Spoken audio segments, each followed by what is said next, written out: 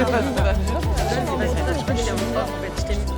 vous présente notre petite monture sur laquelle on va monter. Et moi, c'est la première fois, les filles, que j'emmène 3 bombes sur mon bateau.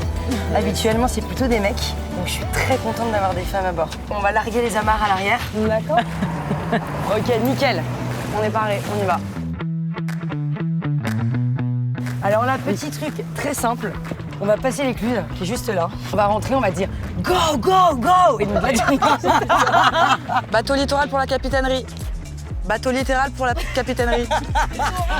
Position latérale. Ouais, ici l'écluse de Bambois, pour soi. Est-ce qu'on peut ouvrir l'écluse, s'il vous plaît? Pas l'excuse, l'écluse. Bah, ça, c'est en préparation. Merci. donc là, vous voyez, on passe par le chenal. Trop beau là. Ensuite, on va hisser la grande voile un peu plus au large. Et après, on va un peu s'amuser dans les cailloux. Dans les cailloux? Ouais, on va slalomer un petit Ok, trop bien. Hier, ils annonçaient des pics à 30. C'est pour ça que t'as dit regardez pas la météo. On regarde pas la météo. Faut regarder la météo la veille, mais il faut pas trop se faire peur. Ils disaient qu'il y avait des rafales à 30 nœuds. Là, ça a un peu baissé. On va avoir des rafales à 25. Donc il va falloir qu'on soit quand même un peu doué. Tu vois, parce que... Doué vraiment? Doué. Ah ok. Allez, hop là. Hey, si jamais ça rentre, tu lâches. Ça je lâche. Tu lâches un peu. Et là, tu choques. Hop, lâche. Non, là, tu tires la serrure. Là, on va décoller, là. Ok. Angie, t'as l'air... Qu'est-ce qu'on fait? Ah, ouais, je rafale devant là. Y a pas de souci. Là, tu tires un peu pour garder un peu de puissance. Ok. Voilà. Voilà, là, on est nickel. Tac, regarde, hop. Pour rappeler quand même, les filles, 2015, vous êtes inconnus au bataillon. Et là, énorme explosion. Des millions et des millions et des millions de vues sur YouTube. Vous êtes parachutés dans un autre monde. Et cet autre monde-là, il vous suit maintenant depuis 7 ans. Comment on cultive un peu cet éternel émerveillement? Tu vois, de se dire, ok, je vais remonter sur scène et je vais prendre autant de plaisir que le premier concert où on était 20. En vrai, à chaque fois qu'on monte sur scène, il y a toujours un truc de genre. Waouh! Tu te prends toujours ça dans la. Ouais. Et puis, ouais, franchement. en fait, et puis tu te dis, ouais, en fait, c'est ça mon métier aussi, c'est que tu sens direct l'énergie avec les gens. Pardon, mais t'as fait ça tellement naturel! C'est vraiment. Allez, vas-y, je fais que je te gère un petit peu, là, c'est parti, ça dégage. Non, mais c'est vrai qu'il y a un truc où tu parlais du don. Alors oui, nous, on donne quand on écrit en studio et tout, machin, quand on écrit des chansons ou qu'on les réinterprète. Mais en fait, en concert, c'est du donnant-donnant. C'est-à-dire que nous, on vient, on apporte, on met notre énergie. Le public nous donne de l'énergie aussi. Et en fait, c'est plus les gens nous donnent, plus on donne. Enfin, tu vois, c'est un truc vraiment... c'est des ambiances différentes à chaque fois qu'on joue nos chansons. Il y a des chansons... par exemple, en Allemagne, on a chanté des chansons. C'était en français, les gens ne pigeaient rien, mais tout le monde dansait. Et tu vois, par exemple, en France, parfois, on joue nos chansons, tout le monde s'en fout. Ouais. Enfin, tu sais, Est-ce que c'est comme une drogue, un peu? C'est la montée d'adrénaline que t'as et la redescente que t'as après en fait qui est comparable à ça, et aussi le fait que genre si tu fais un concert, je sais pas, imagine tu t'es là, t'es en festival, tu fais ton concert devant 20, 30, 40 000 personnes, t'as un pic monstrueux, les seules personnes qui peuvent comprendre ce que tu ressens, nous on a de la chance parce qu'on est 3, c'est les personnes avec qui t'es sur scène. Et quand tu rentres chez toi, là, la descente elle est hardcore, et ça le fait souvent après une tournée. Moi ça me le fait après une tournée. Genre t'es là, t'es chez toi, tu Tu te dis, ok, c'est quoi ma vie, quoi? ah, et t'es là, genre, mais je sers à rien là en fait, ramenez-moi sur scène. Là, chez moi, je ne sers à rien, faut que je fasse quelque chose. c'est trop triste que tu Mais c'est vrai, tu vois. Et Bah oui, c'est vrai, Mais c'est tout vrai, le monde, c'est en fait, c'est humain. Ouais, de Ah bah ouf. grave, non mais... Tellement Mais humain. on oublie ce côté-là en fait, mais c'est grave. que c'est pas parce que tu fais de la scène que justement t'es content tout le temps. Quand t'aimes la scène en tout cas, tu peux t'épanouir parce que justement tu traverses ce panel de tellement d'émotions différentes. Et vous, le classique, c'est arrivé comment dans votre vie et comment ça vous suit encore aujourd'hui? Déjà, on a commencé le conservatoire, on avait genre 4-5 ans. Et puis après, je pense qu'on s'est trouvé une passion pour la musique, chanter et tout. Ce qui est cool, c'est que quand t'es petit, t'as pas trop de préjugés, t'as pas encore mis les choses dans des cases et tout. Donc je pense que t'es beaucoup plus libre et tu te dis vas-y, j'y vais, je sais pas ce que je vais chanter, mais j'ai envie de chanter en fait. Est-ce que le juste ça classique, qui ça a qui pas compte. des bases un peu universelles? En fait, quand tu passes la première carapace du classique, tu comprends que derrière, l'excellence, l'expertise, le détail, cet aspect très minutieux, on le retrouve dans le rap, on le retrouve dans toutes les musiques. Bah ouais, alors après ça dépend des cultures, mais grave, dans notre culture occidentale, le classique c'est une bonne base qui est reprise et qui est, comme tu dis, dans le rap, il y a trop de musique classique derrière, il y a des samples, enfin tout le monde reprend les codes du classique, ouais. Tout le monde qui fait des reprises en vrai. Tu vas à n'importe quel concert, en tout cas dans 80% des concerts, l'artiste il fait une reprise à un moment dans son Et est-ce show. qu'on vous a déjà critiqué là-dessus? Est-ce qu'on vous a déjà dit non mais les filles ça va, c'est facile, vous reprenez les musiques déjà existantes? Est-ce qu'on vous a déjà dit ça? Bah oui, et puis même je pense que oui des gens et le... non. Si. Bah, en fait, on nous dit pas les reprises c'est mieux, on nous dit juste quand est-ce que vous allez faire des compos. C'était plutôt Ouais. dans ce sens-là. Non, Genre, mais il y a ok, on aussi, vous avait non, fait- mais il y a aussi plein de gens qui trouvent que voilà quoi, que faire des reprises c'est facile, comme tu dis. Et en même temps, ils ont pas tort, tu vois. Mais en même temps, si c'est ce qu'on kiffe faire, enfin, qu'est-ce Après, que ça ce qui est- peut faire, tu vois? Ouais, c'est clair, J'ai mais après, envie de dire. ce qui Mais est ça, c'est très intéressant. français aussi. Hein. C'est Ouais. le truc de quand t'es un artiste, il faut être auteur, faut être compositeur. Mais en fait, le nombre d'artistes qui ont fait leur carrière sans avoir écrit une ligne de texte ou une mélodie, en fait, il y en a plein. Si l'interprète, qu'il ait composé ou non la chanson, il se l'approprie et il arrive à faire ressentir des choses à un public, c'est ça important en soi. Et vous savez, là, il y a sur ce bateau, juste avant que vous veniez, il y a un écrivain qui est passé qui s'appelle Eric Orsena. Et il me disait, tu sais, Marine, la musique pour moi, c'est le chant du monde. Et quand je vous dis ça, vous, pourquoi vous avez décidé de chanter? Est-ce qu'il y a des choses que vous n'arrivez pas à dire et que la musique permet de libérer? Il y a Wagner qui disait que la musique commence là où s'arrête le pouvoir des mots. Je suis très mauvaise pour m'exprimer sur ce que je ressens ou sur, tu vois. Et je pense que ouais, la musique, ça a été Ça a été un exutoire ouais, pour un dire, exutoire, pour raconter. ouais, mais même pas forcément, pas forcément avec des textes ou avec des mots, mais même en fait le fait de se mettre à, en fait, tu te mets vraiment à nu quoi quand tu chantes quoi. Je préfère chanter que te raconter ce que je ressens, tu vois. Enfin, je trouve ça plus simple. Je trouve que la musique, c'est un peu un certain don de soi quand même. À la base, vous donnez une vraie sincérité. Et si c'est pas sincère, ça passe pas à l'émotion. Ah ouais, ça c'est sûr. Exactement. Ouais, ça c'est sûr. Et là, le prochain album, il est comment, il Il est rempli Bah, d'émotions? C'est des chansons, pour la plupart, c'est des chansons qui sont c'est des chansons d'amour quand même.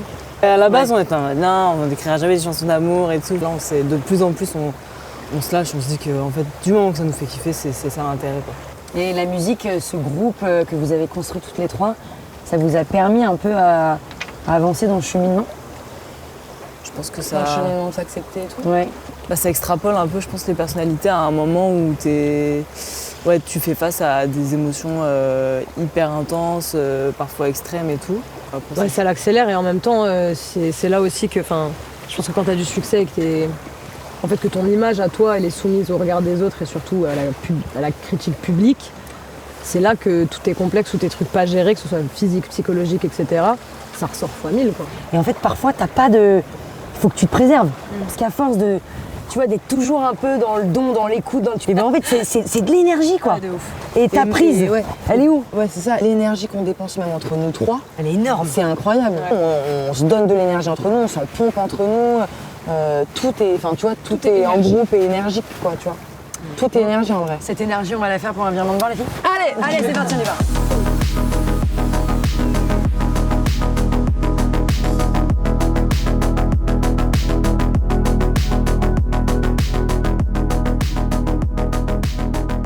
Ça sent bon. Pas le meilleur spot, les filles, pour pique-niquer quand même. Ouais. Incroyable.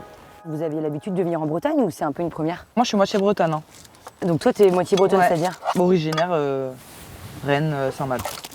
Petite cracotte ou bonne baguette pour ça? Moi, je veux bien cracotte.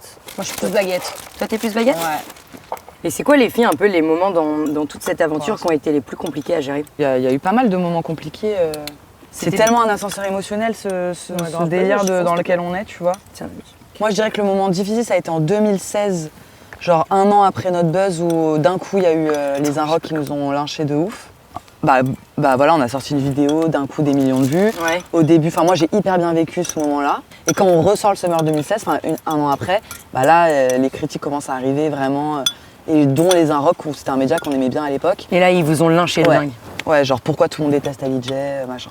Après c'est reparti en mode victoire de la musique, on l'a eu, on a eu une victoire et tout, du coup. Ça, énorme quand même. Ouais, énorme. Mais du coup, en fait, c'est toujours des moments un peu durs et puis d'autres moments. Mais est-ce que le propre de l'artiste, c'est pas d'accepter qu'il est imparfait et qu'il plaît pas à tout le Bah monde? si, mais c'est dur de se le dire quand tu démarres, tu vois. Enfin, même pas quand tu démarres, quand t'es jeune, tu vois, quand on a 21 ans, c'est dur de se dire, ah ouais, en fait, les gens peuvent nous détester, quoi. Enfin, tu vois, c'est un truc qu'on captait Ouais. pas avant, tu vois. Ouais, Bah c'est oui, clair. parce que en fait, avec le succès, l'ampleur du truc grandit, donc ta visibilité aussi, donc les avis aussi. Et quand tu fais des premières parties ou des concerts dans des bars à droite à gauche, t'es pas face à tes détraqueurs. Genre en général, quand tu fais un concert dans des bars, les gens qui viennent te voir, c'est que des gens qui viennent te dire putain, c'est trop cool, chambé. Et le jour où tu deviens connu et tu vois que des. Ils se barrent et Ouais, voilà. fin de l'histoire. Alors que là, Quand tu deviens connu, entre guillemets, les retours, en fait, tu les as tous. T'as plus que les retours positifs. Donc t'es là, genre, ah ouais, quand même, c'est chaud. Et puis surtout quand les critiques, elles se mettent à toucher à autre chose que ce que tu fais, quoi. Et donc oui, donc comment vous arrivez à garder une certaine distance en fait face à ce up and down dans cette vie où en fait un jour t'es aimé, le lendemain t'es pas aimé? Tu n'y arrives pas tous les jours déjà. Hein. Je pense qu'il faut du temps avant d'y arriver et je pense que même aujourd'hui, on n'y arrive pas encore complètement. Est-ce qu'il y a des gens qui vous permettent de garder un cap professionnel, que vous admirez, des mentors ou des personnes qui vous inspirent dans votre quotidien, dans votre boulot? Il y a plein de gens qui nous inspirent Ouais. en vrai. Non, mais par exemple, Stromae, je pense que c'était une de nos premières influences en 2013-2014 avec son album Racine Carrée. Et lui, pour le coup, à tous les niveaux, que ce soit textuellement, dans ses chansons, ce qu'il raconte, tout son concept en fait, toute son histoire, tout ce qu'il y a autour de ce qu'il raconte, enfin son personnage, la manière dont à chaque fois il interagit avec les médias, les clips qu'il fait, enfin c'est un artiste hyper complet. Sur scène, il est incroyable, les scénographies sur scène, c'est ouf. Enfin, je trouve que pour le coup, ça c'est un artiste qui est hyper où t'as envie de t'inspirer de lui quoi, parce qu'en fait le mec il sait ce qu'il fait. Et il est bon un peu dans tout ce qu'il fait et puis c'est sensible en fait. Tu peux t'attacher à ce qu'il dit, Et c'est quoi un peu les choses que vous avez envie d'aller explorer dans votre univers, dans votre métier? Même quand tu fais pas un métier artistique, on n'est jamais fini. On a toujours des trucs à travailler, toujours des trucs à chercher, toujours des trucs à innover. bien sûr. Mais en plus, dans le milieu de la musique, c'est difficile parce qu'on a l'impression que tout a déjà été fait en fait. Donc, Enfin, oui et non.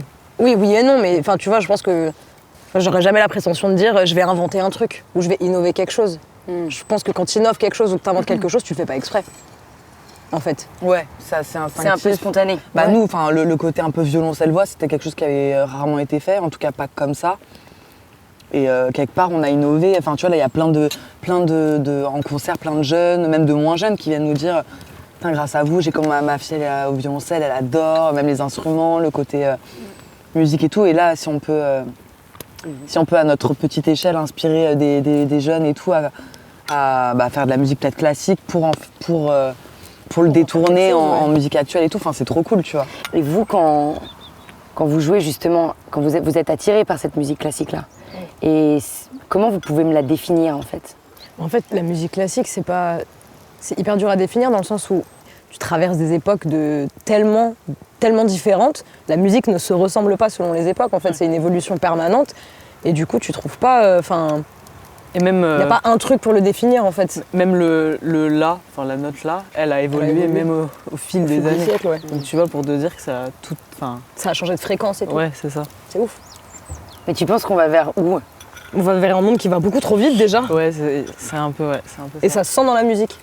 Les tempos, ils s'accélèrent, les chansons, elles sont de plus en plus courtes. Et le la, il est plus haut. Et le la, il est de plus en plus haut. Enfin, vraiment, c'est parce que vraiment, le rythme de vie s'accélère. Les gens, ils ont plus le temps. Mais parce qu'on leur impose depuis avoir le temps. Hein, mais... On voit que la planète, elle tourne pas trop rond, quoi. Ou elle tourne trop vite, quoi. Parce qu'on est sur de la consommation aussi. Avant, les musiques, elles faisaient 4 minutes, maintenant elles font 2 minutes 30. Et voire encore, 2 faut aller minutes. vite. Et encore, tu prends des Ouais, Michael c'est- et des Queen, ça fait des 6-7 minutes. Quoi. Oui, voilà. Enfin, avant, t'avais peut-être plus le temps. T'avais peut-être plus le temps, ouais. C'est trop dur. Mais, Et là, le prochain thème de l'album, c'est quoi? Il va plus vers quel monde? Là, l'album de reprise, c'est surtout sur des chansons d'amour. Après, là, le prochain album de compo, on sait pas. Hein. on sait pas encore. Ok. Je pense qu'on a toutes les trois des sujets en tête qu'on sait même pas encore. De toute façon, c'est bon. maintenant qu'on a fait un album de reprise de Ouais. chansons d'amour, je vais vouloir faire que des chansons d'amour, moi, laisse tomber. Ah, il faut pas que tu fasses que des chansons d'amour. J'adore. T'adores. J'adore. Bon, Ah allez, oui, chill, oui. les meufs. À tout ce qu'on vient de Santé. se dire. Et moi, j'espère venir à votre prochain concert. Ouais. Que tu te souviennes des jours heureux où nous étions amis. En ce temps-là, la vie était plus belle et le soleil plus brûlant qu'aujourd'hui. Les feuilles mortes se ramassent à la pelle. Tu vois, je n'ai pas oublié.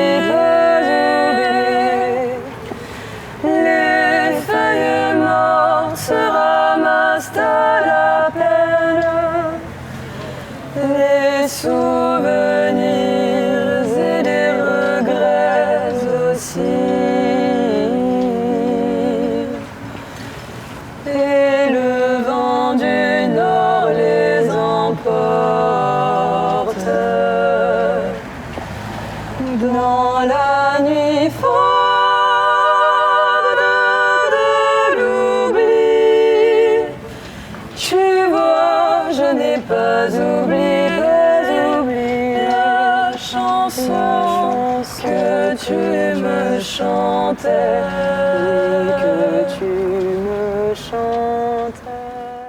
Comment vous expliquez que 3 nanas de nulle part, il y a eu cette bascule? Comment vous expliquez cette bascule? Franchement, tu peux pas l'expliquer. C'est-à-dire qu'il y a plein Timing, personne, bonne tu vois. étoile, timing, chance, taf, oui, mais chance et timing aussi, quoi. Justement, comme tu dis, il y a tellement de gens qui font de la musique, mais dans tous les styles différents. Pourquoi il y en a qui marchent plus que d'autres? Quand on regarde de l'extérieur, on se dit mais comment on crée du LEJ? Comment on fait pour faire les summers que vous avez fait? Comment vous construisez ça? On connaît même pas nous-mêmes la recette. Ouais, grave. Ok. Je crois qu'on n'a pas encore trouvé notre recette à nous si. magique, tu vois. Après, à part la summer. À part kiffer ce que vous chantez, Et parce puis que c'est les voix aussi qui ont une empreinte classique. Et puis je pense que c'est aussi ça qui est très reconnaissable direct à l'oreille. ouais. Bah, de toute façon, voix violoncelle, tu sais que c'est c'est les nous. timbres. Non mais Enfin, clairement. tu sais que c'est nous. Et puis après, ce côté-là, quand tu disais qu'on mélangeait beaucoup de genres et tout, machin, c'est aussi les reprises qui font ça, tu vois. C'est aussi le fait quand on a fait des reprises, on a repris des trucs de rap, on a repris des trucs de pop, on a repris des trucs classiques. Fait que aussi les gens, enfin voilà, souvent en interview, on nous dit ouais, vous faites plein de genres différents musicaux, mais en vrai. Il y a votre patte, quoi. Ouais, il y a c'est comme elle disait, c'est vraiment notre patte, c'est les voix qui sont un peu classiques. C'est pour ça que t'aimes ou t'aimes pas.